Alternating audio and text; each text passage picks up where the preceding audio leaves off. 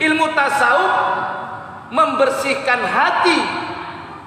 Karena boleh jadi kadang-kadang orang sudah benar ibadahnya tapi hatinya tidak benar. Nah, dibenarkan hatinya ini. Nah, ada 13 macam penyakit hati, Pak. Kita kenali dulu penyakit hati ini. Ini ada 13 macamnya, Pak. Iri, dengki, hasad, hianat, dendam, kesumat, pemarah, ria, sombong, takabur, ujub, merasa diri paling hebat, orang lain salah semua. 13, Pak.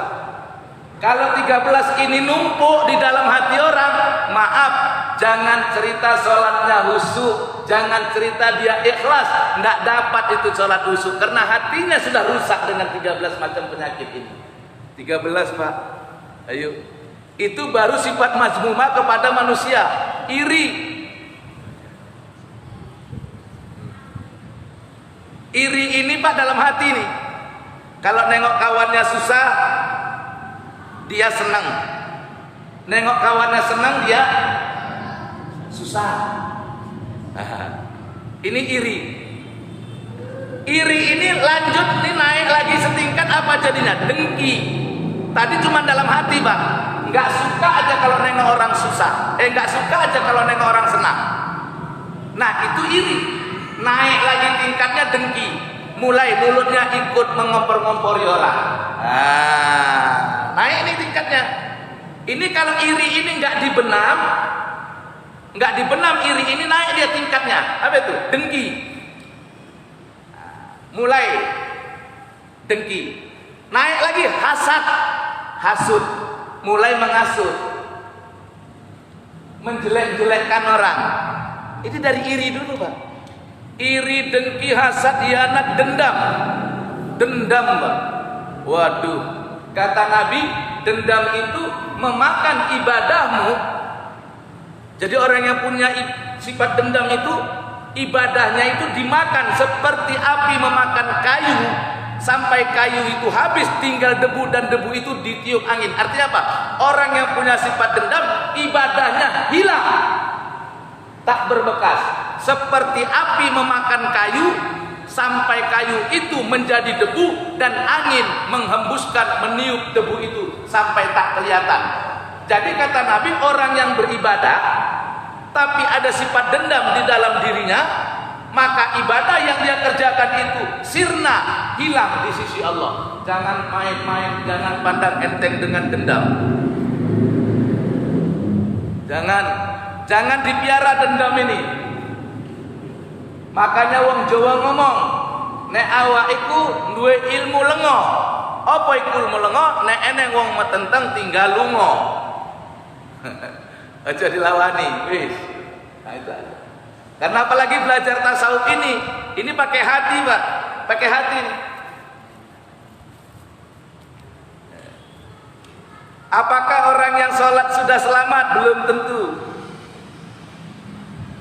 Terus saya nggak usah sholat, lebih pasti lagi nggak selamat. Itu dia. Jadi karena ada orang bilang, apakah orang sholat sudah pasti selamat? Jawabnya belum tentu. Lalu orang yang nggak sholat pasti nggak selamat. Nah, itu jelas. Jangan pula karena dibilang orang yang sholat belum tentu selamat terus nggak sholat. Orang yang sholat belum tentu selamat, orang yang nggak sholat pasti nggak selamat. Nah itu, baik, itu dia. Ya. Jadi bersihkan hatinya dari 13 macam ini. Iri, dengki, hasad, hianat, dendam, kesumat, pemarah. Waduh.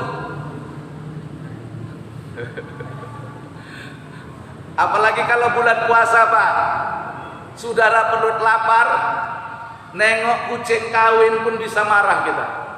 Ini kucing puasa-puasa kawin aja. Dia nggak tahu, dia memang nggak ada, dia nggak ada akalnya, dia pantas. Tapi kalau orang bulan puasa itu di siang hari bersetubuh, walaupun suami istri, batal puasanya. Bahkan menurut fikih, selain batal puasanya ada kifarat puasa. Ada kifarat puasa. Apa itu? Kifarat dia tadi berhubungan di siang hari. puasa 2 bulan berturut-turut. Jadi kalau ada orang suami istri di siang hari bersetubuh, maaf, pertama batal puasanya, yang kedua kiparatnya harus puasa 2 bulan berturut-turut. Yang puasa siapa? Istri apa suami? Suami. Ibu-ibu jangan mau ditokoi sama suaminya ya. Waduh dek, terlanjur, puasalah kau dek. Bukan aku yang puasa bang, kau. Bukan aku yang puasa 2 bulan berturut-turut, bisa itu laki-laki. Kalau perempuan pada umumnya tidak bisa puasa 2 bulan berturut.